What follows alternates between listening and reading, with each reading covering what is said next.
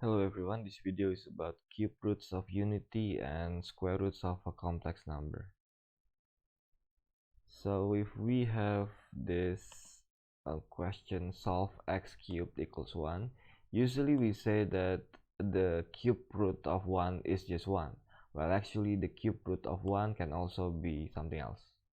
So here you can move the 1 to the left and you can use the rational root theorem. Of course, 1 is a root and x minus 1 is a factor.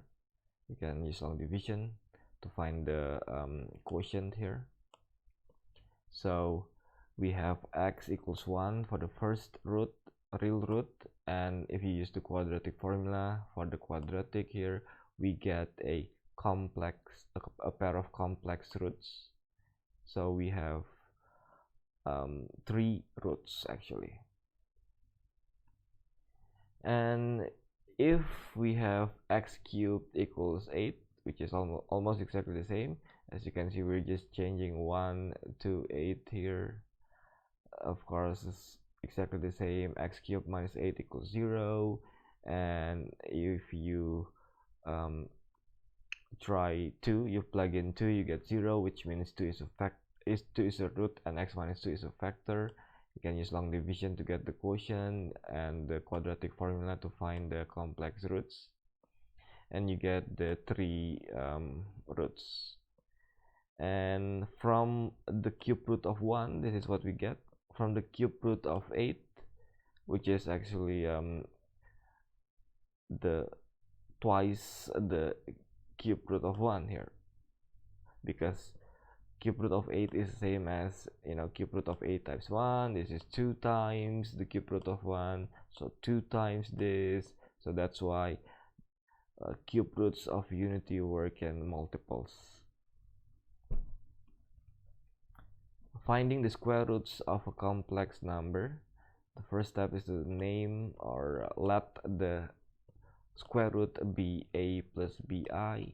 We square both sides, equate the real and imaginary parts, solve simultaneous equations, reject the complex solutions because a and b must be real, and check by squaring the square roots.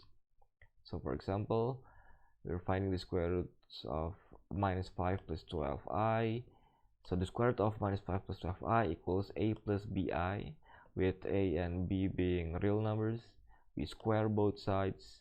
On the left, we cancel out the square and the square root. On the right, we do the expansion. We get a squared plus 2abi plus b squared I squared. But I squared is minus 1, so it's actually minus b squared. So the real part is a squared minus b squared. Now we compare or equate the real part on the left, minus 5, on the right, a squared minus b squared. The imaginary part on the left, 12, on the right, 2ab, which means 6 equals ab, so we can substitute a equals something or b equals something. Here we use b equals 6 over a. You replace the b with 6 over a. After squaring, we get 36 over a squared. We multiply throughout by a squared. We get minus 5a squared equals a to the power 4 minus 36. Move everything to the right, we get a to the power 4 plus 5a squared minus 36 equals 0. This is actually reducible to a quadratic in a squared. So you can just say that this a squared is x squared plus 5x minus 336 equals 0. Use the quadratic formula or factorize. We get the roots minus 9, 4. But remember, the x here is a squared. We're finding a here. The a squared is minus 9, or a squared equals 4. This is rejected because you'll get something complex, not real, for a. And here we have real possible values of a, which is plus minus 2. So of course, if you can get the 2, you can find the b, and you get the square roots. So we have the a. The b is again 6 over a, which means the b is minus 3 if the a is minus 2, and 3 if the a is 2.